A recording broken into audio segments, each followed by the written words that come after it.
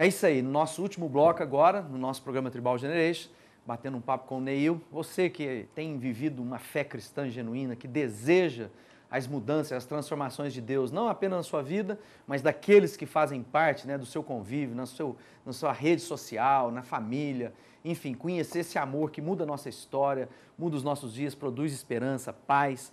E é sobre isso que a gente está falando, né, Neil? Às vezes as pessoas estão pensando que falar de evangelho, andar com Deus, durante muitos anos a pessoa pensava assim, andar com Deus é triste, é cinza, não tem alegria, eu vou deixar de aproveitar a vida. Como é que um carioca, né, via essa perspectiva? Porque que o mineiro era mais ou menos isso. Na minha conversão, final da década de 80, né, 89, quando eu me converto, era essa coisa assim, crente era um cara chato, sem alegria. Antissocial, anti-intelectualista, anti-tudo. Tem que ser pobre, feio. Sofredor. Nossa, sofredor. Bom, há uma pesquisa mundial que diz que ninguém aproveita tanta vida quanto carioca, né? Eu concordo. Não conheço a vida do mineiro, né? Então, eu sou motociclista desde sempre. Eu moro na orla do Rio de Janeiro. Amo a vida. Cada dia que eu acordo, eu dou um salto da cama dizendo, Senhor, muito obrigado porque eu estou vivo. E muito mais, saber que a gente pode gozar tudo isso com a alegria do Senhor, que é a nossa força.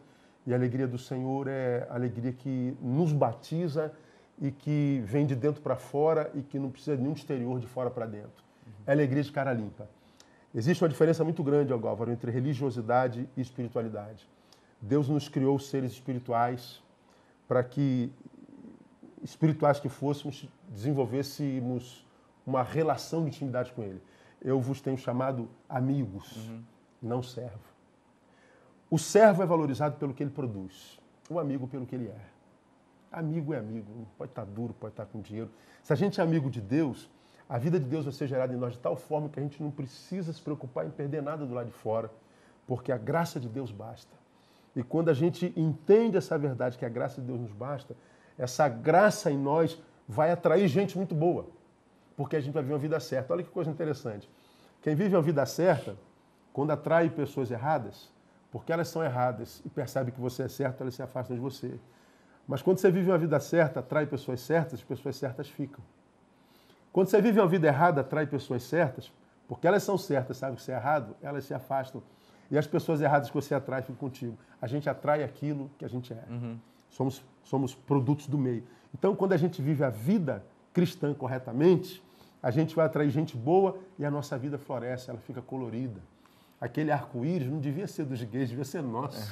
Não é? Aliás, né? Com todo respeito, é nosso, é verdade, é o símbolo da aliança, não é? Porque a vida com Deus é colorida. Então eu diria para essa rapaziada que está nos vendo aí, cara, servir a Deus é a maior experiência que um ser humano pode viver. Você pode servir a Deus e continuar dançando, servindo, celebrando, andando de moto, pegando surf, andando de skate, curtindo a vida, celebrando a vida de cara limpa. Né? De cara limpa, celebrando com muita festa. Deus transforma a tristeza em baile, como dizia a música do Moisés Malafaia, do Projeto Vida Nova.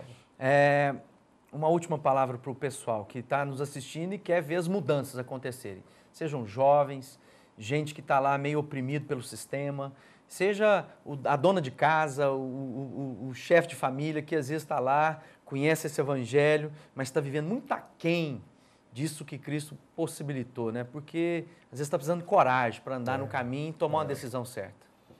Pois é, eu diria que Jesus não gera tristeza na vida de ninguém. Eu vim para que vocês tivessem vida e vida com abundância.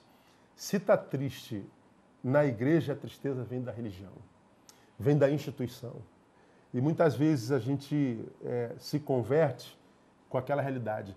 Eu deixei o pecado e estou salvo. Nós saímos de uma cadeia e entramos em outra cadeia. E a cadeia da religião é pior do que a cadeia mundana, porque pelo menos no mundo o cara sabe que está longe de Deus. Na igreja ele imagina que está perto. Né? Ele tem a ideia de que está perto.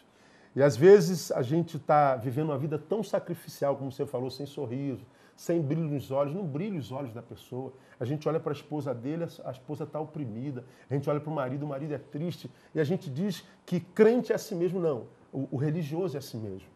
Porque a vida em Deus é a verdadeira vida. E se você está triste, falando ali com aquela câmera, se você está no reino, imagina estar no reino, está triste, está acabado, está cabisbaixo, como diria o poeta sorumbático, é possível que você esteja servindo uma religião, uma instituição e não ao Senhor da igreja. Porque na presença do Senhor, Galvro, diz lá a sua palavra, há abundância de alegria. Abundância. Transborda. Do seu interior fluirão rios de água viva. Eu posso falar sobre isso, porque eu servi a instituição durante muito tempo. E mesmo pastor, atrás de um púlpito, há 19 anos pregando, durante acho que metade desse tempo eu preguei sem alegria, preguei achando que estava pregando o evangelho, mas eu estava servindo a instituição. E houve um tempo que eu não aguentei mais servir a instituição e viver aquela mentira, viver uma mentira em nome de Jesus. Então eu preferi romper com a instituição, se fosse necessário, para poder achar a Cristo. Quem sabe romper com a igreja para achar Jesus. E quando a gente acha Jesus, então a gente vê a igreja no meio da instituição. Então, se a gente consegue fazer isso com coragem, porque eu estou te falando, não basta ser homem de Deus, tem que ser homem muitas vezes. Agradeço a presença. Prazer. Estar junto aí nessa jornada. Quando quiser me bota dentro do avião, vem rapidinho, porque eu gosto Ou desse não, negócio. é melhor você me Prazer. convidar para ir lá no Rio gravar a beira-mar. Pois é, vamos lá? É Vamos isso lá. aí. Está marcado. Que Deus abençoe. Um abraço.